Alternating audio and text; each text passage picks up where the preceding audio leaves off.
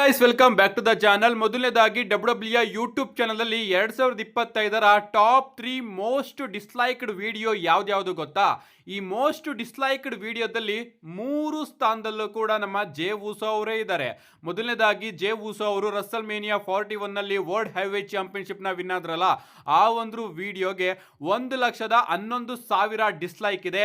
ಎರಡನೇದಾಗಿ ನಮ್ಮ Jey Uso ಅವರು ಆಸ್ಟನ್ ಥಿಯರಿ ಅವ್ರನ್ನ ಬರೀ ಒಂದೇ ಒಂದು ನಿಮಿಷದಲ್ಲಿ ಸೋಲ್ಸಿದ್ರಲ್ಲ, ಆ ಒಂದು ವಿಡಿಯೋಗೆ 89,000 ಡಿಸ್ಲೈಕ್ ಇದೆ. ಅಂಡ್ ಈಗ ರೀಸೆಂಟ್ ಆಗಿ ನಮ್ಮ ಜೇ ಉಸೋ ಅವರು Monday night raw battle royal ನ ವಿನ್ ಆದ್ರಲ್ಲ, ಆ ಒಂದು ವಿಡಿಯೋಗೆ 84,000 ಡಿಸ್ಲೈಕ್ ಇದೆ.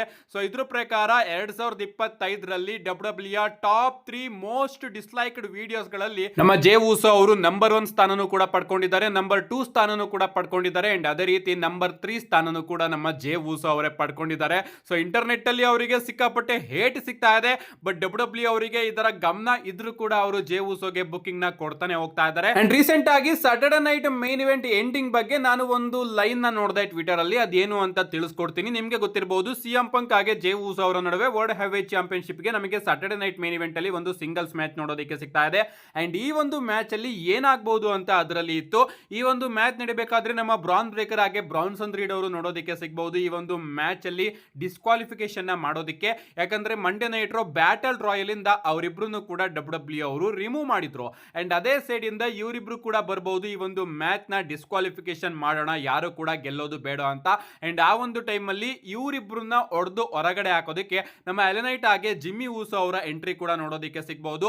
ಆ ಕಡೆ ರಿಂಗ್ ಸೈಡ್ ಅಲ್ಲಿ ಈ 4 ಜನ ಬ್ರಾಲ್ ಮಾಡಬೇಕಾದ್ರೆ ಮಿಸ್ ಆಗಿ ನಮ್ಮ ಜಿಮ್ಮಿ ಉಸೋ ಅವರು ಸೂಪರ್ ಕಿಕ್ ನ ಜೇ ಉಸೋ ಅವರಿಗೆ ಕನೆಕ್ಟ್ ಮಾಡಬಹುದು. ಅಂಡ್ ಅದರಿಂದಾನೇ ನಮ್ಮ ಜೇ ಉಸೋ ಅವರು ಆ ಒಂದು ಮ್ಯಾಚ್ ಅಲ್ಲಿ ಚಾಂಪಿಯನ್ಶಿಪ್ ನ ಗೆಲ್ಲೋದ್ರಿಂದ ಸೋಲ್ಬಹುದು. ಅಂಡ್ ಹಿಂಗೆ ಡಬ್ಲ್ಯೂ ಅವರು ಒಂದು ಸ್ಟೋರಿನ ಪ್ರೋಗ್ರೆಸ್ ಮಾಡಬಹುದು ಜೇ ಉಸೋ ಹಾಗೆ ಜಿಮ್ಮಿ ಉಸೋ ಅವರ ನಡುವೆನೆ ಅಂತ ಫ್ಯಾನ್ಸ್ ಗಳು ಸ್ಪೆಕ್ಯುಲೇಟ್ ಮಾಡ್ತಾ ಇದ್ದಾರೆ. ನಿಮ್ಮ ಪ್ರಕಾರ ಏನಾಗುತ್ತೆ, ಈ ರೀತಿ ಆಗುತ್ತೋ ಇಲ್ವೋ, ನಿಮ್ಮ ಅನಿಸಿಕೆನ ಕಮೆಂಟ್ ಮಾಡಿ. ನೆಕ್ಸ್ಟ್ ಅಪ್ಡೇಟ್ ಕಡೆ ಬರೋದಾದ್ರೆ ಇದಿರ್ತಕ್ಕಂಥದ್ದು ಡಬ್ಲ್ಯೂ ಇಂಜೂರ್ಡ್ ಸೂಪರ್ ಸ್ಟಾರ್ಸ್ ಗಳ ಲಿಸ್ಟ್ ಬಗ್ಗೆ. ಸದ್ಯಕ್ಕೆ ಡಬ್ಲ್ಯೂ ಕಂಪನಿಯಲ್ಲಿ ಎಷ್ಟು ಜನ ಇಂಜುರಿಯಿಂದ ಹೊರಗಡೆ ಇದ್ದಾರೆ ಅಂತ ಲಿಸ್ಟ್ ನ ನಾವು ನೋಡ್ಕೊಂಡು ಬರೋದಾದ್ರೆ Seth Rollins, Chad Gable, Kevin Owens, Liv Morgan, Bianca Belair, Zoey Stark, Gunther, Piper Niven, Rey Mysterio, Big E, Rhea Ripley ಹಾಗೆ ಜೇಕೋಬ್ ಫಾಟೋ, ಇಷ್ಟು ಜನರು ಕೂಡ ಇಂಜುರಿಯಿಂದ ಹೊರಗಡೆ ಇದ್ದಾರೆ. ಇದರಲ್ಲಿ ಮೈನರ್ ಇಂಜುರಿ ಅವರು ಕೂಡ ಇದ್ದಾರೆ, ಮೇಜರ್ ಇಂಜುರಿ ಅವರು ಕೂಡ ಇದ್ದಾರೆ.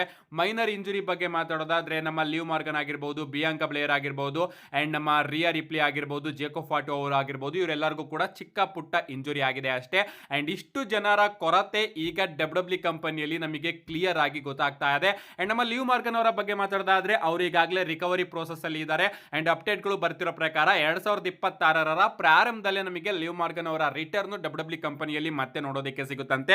ಅಂಡ್ ರಿಯಾ ರಿಪ್ಲಿ ಅವರಿಗೆ ಮೂಗು ಸ್ವಲ್ಪ ಏಟ್ ಆಗಿದೆ ರೀಸೆಂಟ್ ಲೈವ್ ಇವೆಂಟ್ ಅಲ್ಲಿ. ಅಂಡ್ ಅವರು ಕೂಡ ಆದಷ್ಟು ಬೇಗ ರಿಕವರಿ ಆಗಿ ನಮಗೆ ಆದಷ್ಟು ಬೇಗನೆ ನೋಡೋದಕ್ಕೆ ಸಿಗ್ತಾರೆ. ನೆಕ್ಸ್ಟ್ ಅಪ್ಡೇಟ್ ಕಡೆ ಬರೋದಾದ್ರೆ ಇದಿರ್ತಕ್ಕಂಥದ್ದು ಸರ್ವೈವರ್ ಸೀರೀಸ್ ವಾರ್ ಗೇಮ್ ಬಗ್ಗೆ. ನಿಮಗೆ ಗೊತ್ತಿರಬಹುದು, ನವೆಂಬರ್ ಅಲ್ಲಿ ನಮಗೆ survivor series war game match ನೋಡೋದಕ್ಕೆ ಸಿಗ್ತಾ ಇದೆ. ಅಂಡ್ ಆ ಒಂದು ವಾರ್ ಗೇಮ್ ಅಲ್ಲಿ ಬ್ರಾಕ್ ಲೆಸ್ನರ್ ಇರ್ತಾರೆ, ರೋಮನ್ ರೈನ್ಸ್ ಇರ್ತಾರೆ, ರ್ಯಾಂಡಿ ಓರ್ಟನ್ ಇರ್ತಾರೆ, ಬ್ರಾನ್ ಬ್ರೇಕರ್, ಬ್ರಾನ್ಸನ್ ರೀಡ್, ಏನೇನೋ ಅನ್ಕೋತಾ ಇದೀವಿ. ಬಟ್ ಇನ್ ಫ್ಯಾಕ್ಟ್ ನಮಗೆ ಈ ಒಂದು ಮ್ಯಾಚ್ ಏನಾದರೂ ನೋಡೋದಕ್ಕೆ ಸಿಕ್ಕರೆ ಯಾವ ರೀತಿ ಇರುತ್ತೆ ಸ್ವಲ್ಪ ಹಂಗೆ ಗೆಸ್ ಮಾಡಿ. ಈ ಒಂದು ಮ್ಯಾಚ್ ಬಗ್ಗೆ ನಾನು ಇಲ್ಲಿ ಮಾತಾಡ್ತಾ ಇದ್ದೀನಿ. ಒಂದು ಕಡೆ ವಾಯ್ಡ್ 6 ಇದೆ, ಇನ್ನೊಂದು ಕಡೆ ನಮ್ಮ ಸೋಲೋ ಸಿಕೋವಾ ಅವರ MFT ಇದೆ. ಈ ಒಂದು ಮ್ಯಾಚ್ ಕಾರ್ಡ್ನ ನೋಡಿ ನೀವು ಯಾವ ರೀತಿ ರಿಯಾಕ್ಷನ್ ಕೊಡ್ತೀರಾ, ನಿಮ್ಮ ಅನಿಸಿಕೆನ ಕಮೆಂಟ್ ಮಾಡಿ. ನಿಜವಾಗ್ಲೂ ಮ್ಯಾಚು ಅದ್ಭುತವಾಗಿರುತ್ತೆ, ಬಟ್ ಈ ಒಂದು ಮ್ಯಾಚ್ನ ನೋಡೋದಕ್ಕೆ ಅಷ್ಟು ಜನ ಬರ್ತಾರ ಅನ್ನೋದು ಒಂದು ದೊಡ್ಡ ಪ್ರಶ್ನೆ.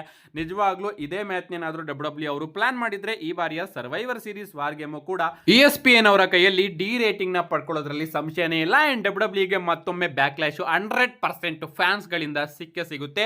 ಈ ಒಂದು ಮ್ಯಾಚ್ ಎಷ್ಟೇ ಅದ್ಭುತವಾಗಿದ್ರೂ ಕೂಡ ಫ್ಯಾನ್ಸ್ ಗಳು ಪಕ್ಕ ಬೈಯೋದಕ್ಕೆ ಶುರು ಮಾಡ್ತಾರೆ.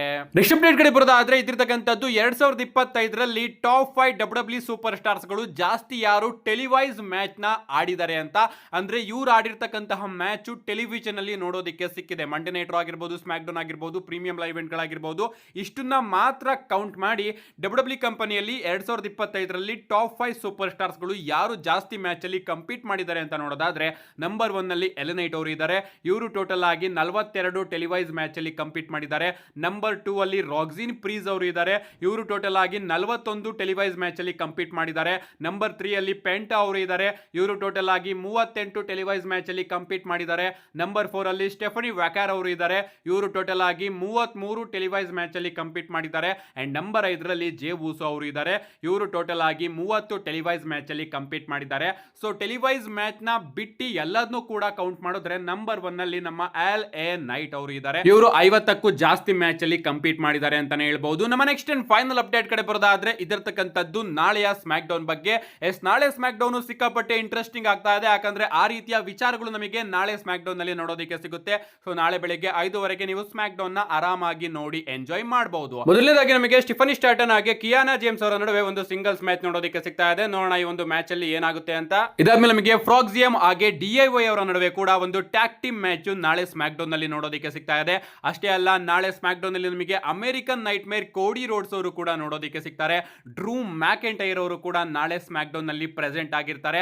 ಅಂಡ್ ವೈಪರ್ ರ್ಯಾಂಡಿ ಆರ್ಟನ್ ಅವರನ್ನು ಕೂಡ WWE ಅವರು ನಾಳೆ ಸ್ಮ್ಯಾಕ್ ಡೌನ್ ಗೆ ಅಫಿಷಿಯಲ್ ಆಗಿ ಅಡ್ವರ್ಟೈಸ್ ಮಾಡ್ತಾ ಇದ್ದಾರೆ. ಕಾದ್ ನೋಡೋಣ ರ್ಯಾಂಡಿ ಆರ್ಟನ್ ಅವರು ಬರ್ತಾರೋ ಇಲ್ವೋ ಅಂತ. ಇಷ್ಟೇ ಅಲ್ಲ, ನಮಗೆ MFT ಸೋಲೋ ಸಿಕೋವಾ ಅವರ ಇಡೀ ಟೀಮ್ ಕೂಡ ನೋಡೋದಕ್ಕೆ ಸಿಗುತ್ತೆ ನಾಳೆ ಸ್ಮ್ಯಾಕ್ ಡೌನ್ ಅಲ್ಲಿ. ಇಷ್ಟೆಲ್ಲ ವಿಚಾರಗಳು ಕೂಡ ನಾಳೆ ಸ್ಮ್ಯಾಕ್ ಡೌನ್ ನಲ್ಲಿ ನೋಡೋದಕ್ಕೆ ಸಿಗುತ್ತೆ. ಯಾರು ಕೂಡ ಮಿಸ್ ಮಾಡ್ಕೋಬೇಡಿ. ಮಿಸ್ ಮಾಡ್ಕೊಂಡ್ರು ಕೂಡ ಆದಷ್ಟು ಬೇಗ ಚಾನಲ್ ಅಲ್ಲಿ ವಿಡಿಯೋನ ಅಪ್ಲೋಡ್ ಮಾಡ್ತೀನಿ, ಅದಕ್ಕೋಸ್ಕರ ಚಾನಲ್ ನ ಸಬ್ಸ್ಕ್ರೈಬ್ ಮಾಡ್ಕೊಳ್ಳಿ ಅಂತ ಹೇಳ್ತಾ see you guys in my next video.